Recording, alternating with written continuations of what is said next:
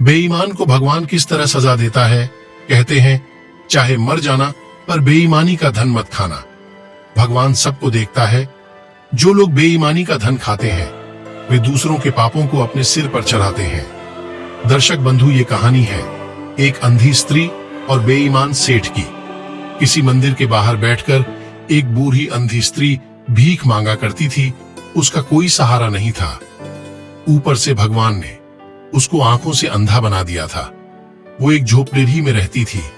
पेट की क्षुधा को शांत करने के लिए वो अक्सर मंदिर के बाहर आकर बैठ जाया करती थी। जो भी श्रद्धालु मंदिर में दर्शन करने के लिए आती थी तो जो दयावान लोग होते थे बेबस लाचार स्त्री पर तरस खाकर पैसे 2 पैसे उसे दिए जाते थे। अंधी बुढ़िया उन्हें खूब दुआएं देती थी।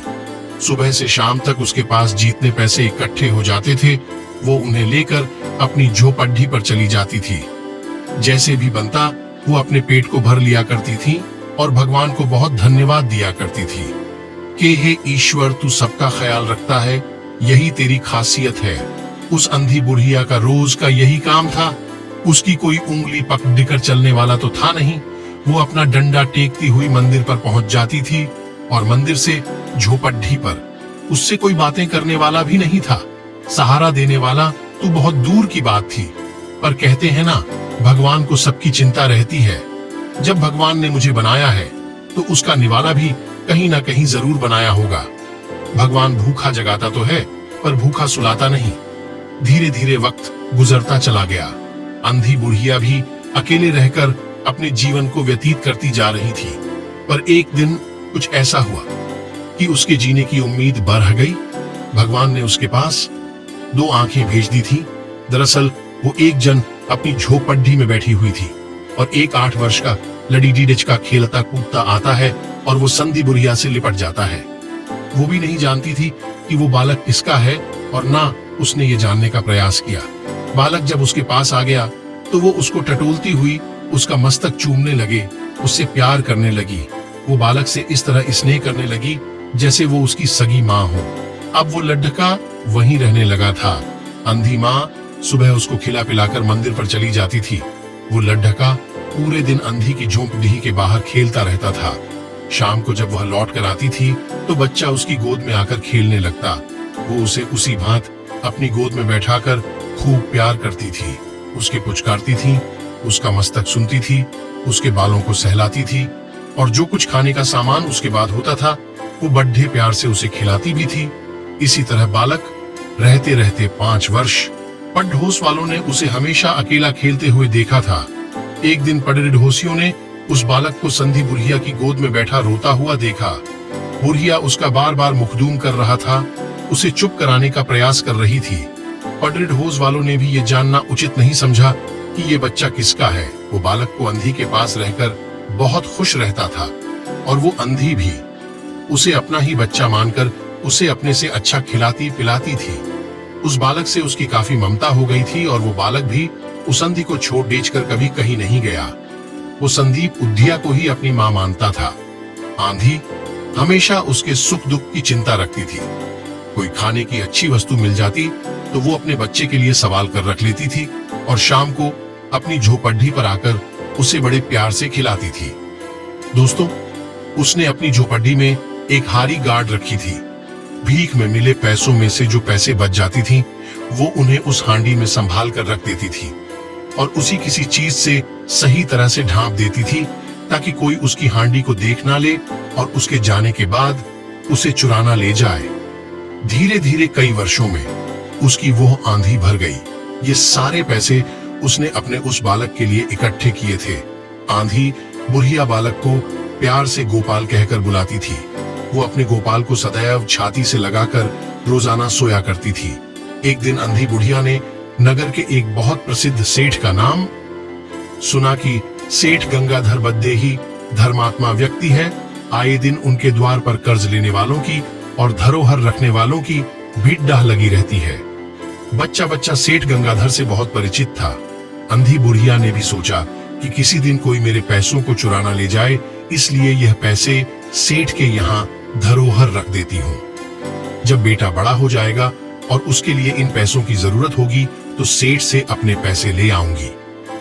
सब लोग सेठ के पास धरोहर रखने जाती थी तो संधी बुढ़िया ने भी हांडी से पैसे निकाले और अपनी धोती के एक पल्लू में बांधकर डंडा टेकती हुई सेठ की हवेली पर पहुंच गई। सेठ ने कंधई बुढ़िया को अपने पास आया देख उससे पूछा, क्या बात है बुढ़िया, किस लिए आई है?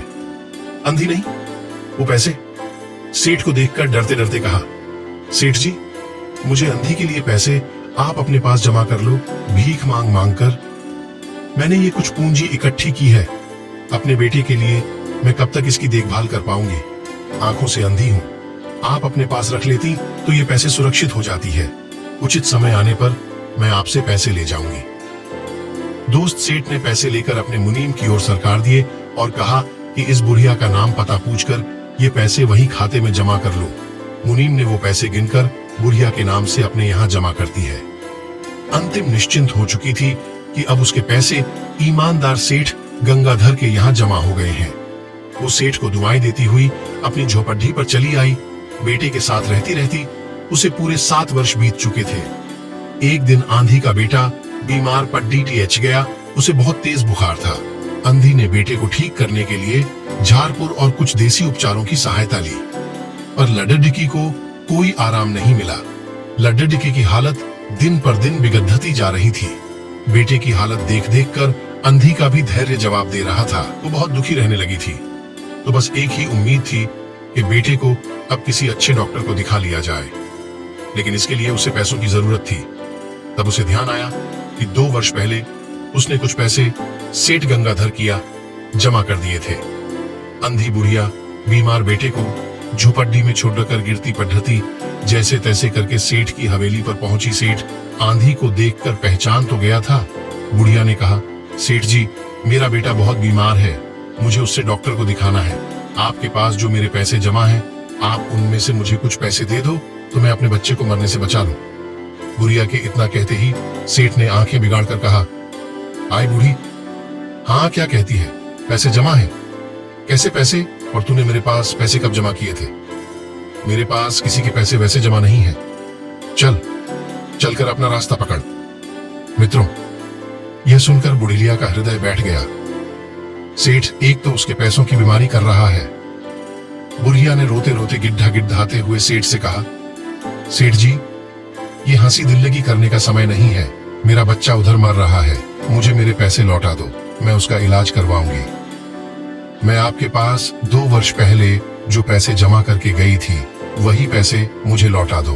फिर मैं तो आपसे अपने पैसे मांग रही हूँ, आपसे कर्जा लेने नहीं आई हूँ। सेठ ने अपने मुनीम की ओर बेईमानी करने के लिए इशारा करते हुए कहा, मुनीम जी जरा देखना ये बुढ़िया कभी कुछ पैसे जमा करके गई है या नहीं।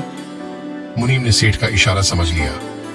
मुनीम ने अंधी का नाम पूछा और झूठ मूठ का अपना ही बही खाता पलट कर दिखा दिया और मना कर दिया कि इस नाम की कोई स्त्री पैसे जमा करके नहीं गई है।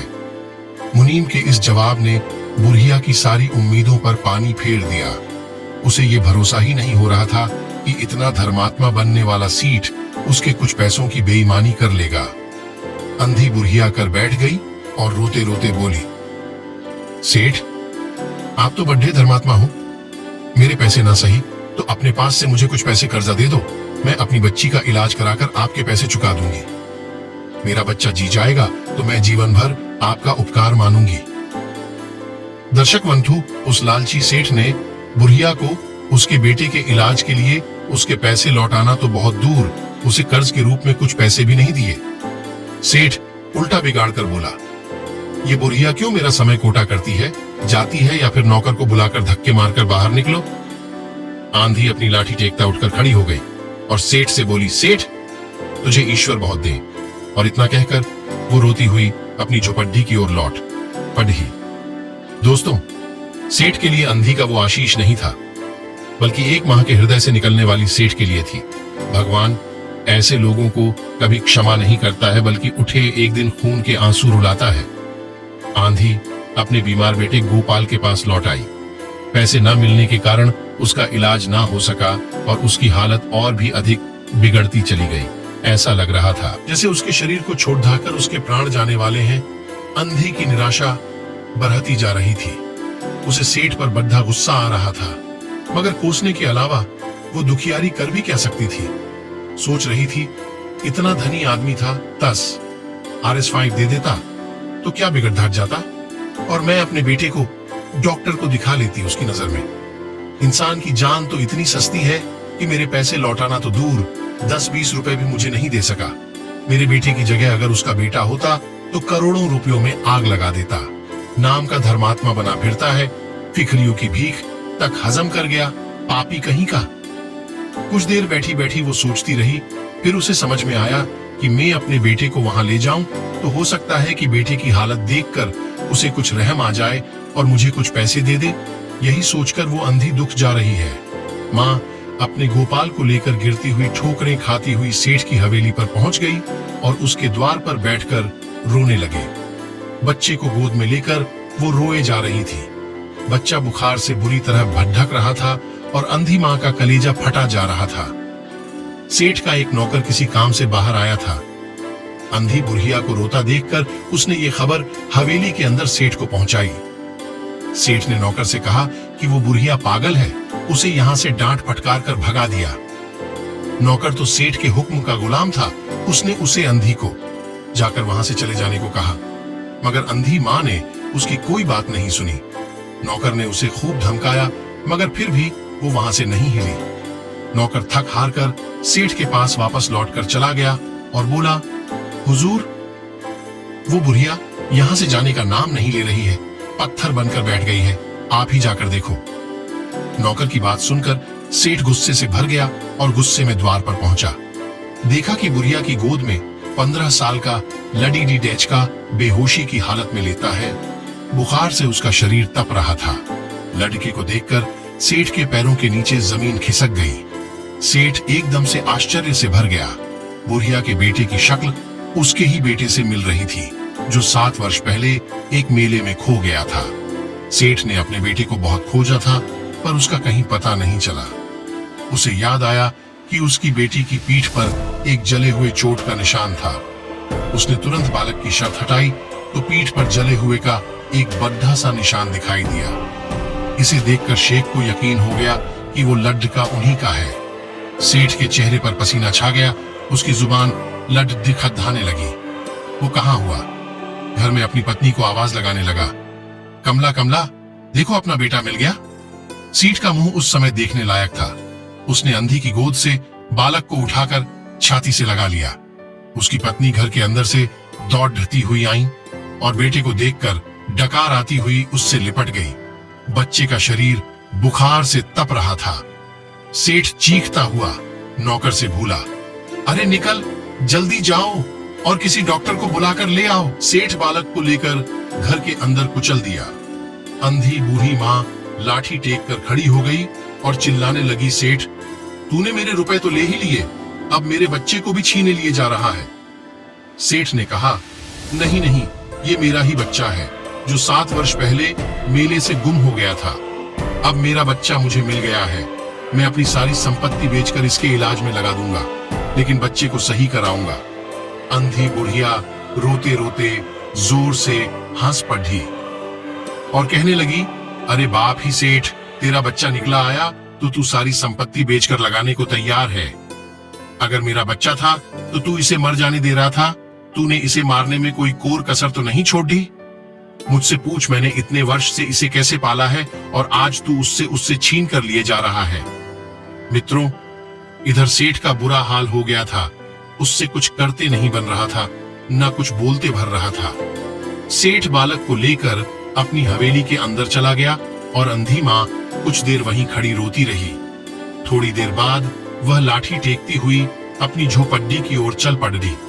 उसे आप अपने बच्चे की ठीक होने की उम्मीद दिखाई दे रही थी, पर बेटे से दूर होने का गम उसे खाए जा रहा था। इधर सेठ ने बड़े बड़े डॉक्टरों को बुलाकर बच्चे को दिखाया। दवाई का असर होते ही उसका बुखार तो उतर गया, उसकी हालत में काफी सुधार भी हो गया। जब उसकी आंख खुली तो वो इधर उधर देखता हुआ अपनी माँ को पुकारने लगा, पर वहां काफी लोग तो चारों ओर से घेरे खड़ी थीं, पर उनके बीच उसे अपनी माँ नजर नहीं आ रही थी। तो वो और भी अधिक बेचैन हो उठा। उसने अपनी आंखें बंद कर ली और वह पहले की तरह फिर बीमार हो गया, उसी जुबान से। वो अपनी जुबान से अपनी माँ के नाम की रट लगाए जा रहा था। डॉक्टर लोग भी सब परेशान हो गए थे। सेठ को तो कुछ समझ ही नहीं आ रहा था कि क्या करूं। बालक की तबीयत फिर से बिगड़ती जा रही थी। सेठ की आंखों के चारों ओर अंधेरा सा छा गया था। सोचने लगा, मेरा एक ही बच्चा था, इतने दिनों बाद तो मिला था, वो भी इस हालत में थे। सेठ को लगने लगा था कि उस बुढ़िया के बिना मेरा बेटा ठीक नहीं होगा। उसने फौरन अपनी बग्घी तैयार करवाई और शहर से बाहर उस बुढ़िया की झोपड़ी पर जा पहुंचा। सेठ बुढ़िया की झोपड़ी के अंदर गया तो देखा कि आंधी जमीन पर पड्ढी पड्ढी रो रही थी। बुखार से उसका शरीर तप रहा था। सेठ ने बुढ़िया को हिलाते हुए कहा, ये बुढ़िया, तेरा बच्चा मर रहा है, कोई दवा का उस पर असर नहीं हो रहा है, वो बार बार तुझे पुकार रहा है, अब तू ही उसके प्राण बचा सकती है, चल मेरे साथ, तुझे देखकर वो जरूर ठीक हो जाएगा, मुझे विश्वास है। सेठ को गिड़गिड़ाता देखकर आंधी माँ ने कहा, अरे सेठ, तू जा यहाँ से और अपने बच्चे की बसा ले, अगर मरता है तो मर जाने दे, वैसे भी तूने ही उसे मारा है, अगर तू मेरे पैसे लौटा देता तो मैं अपने बच्चे का किसी डॉक्टर से इलाज करा लेती, पर अब मैं क्या कर सकती हूँ, वो मर जाएगा तो मैं भी मर जाऊंगी, स्वर्ग में जाकर मैं अपने बेटे से मिल लूंगी। बुढ़िया की ऐसी बात सुनकर सेठ के हाथ पैर फूल गए। वो रोपड्डे और बुढ़िया के पैरों में गिरकर बार बार माफी मांगने लगा। इतना बड़ा सेठ आज एक बेकार इनके पैरों में गिरकर अपना माथा रख डाल रहा था कि ये बूढ़ी माँ आज अपनी ममता की लाज रख ली। तुम ही उसकी माँ हो, तुम्हारे जाने से उसकी जान बच जाएगी। आंधी को भी उसकी ममता ने भी कर दिया। वो तुरंत सेठ की बग्घी में बैठकर चल पड़ी। आखिर माँ माँ ही होती है।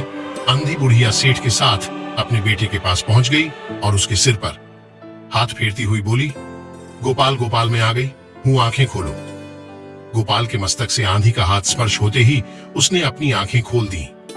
वो समझ गया कि ये उसकी माँ का ही हाथ है।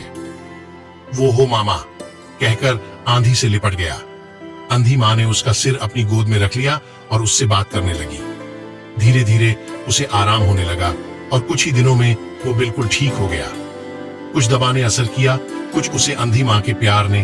गोपाल के ठीक हो जाने के बाद आंधी ने सेठ से कहा कि सेठ, अब वो अपनी झोपड़ी पर लौटना चाहती है।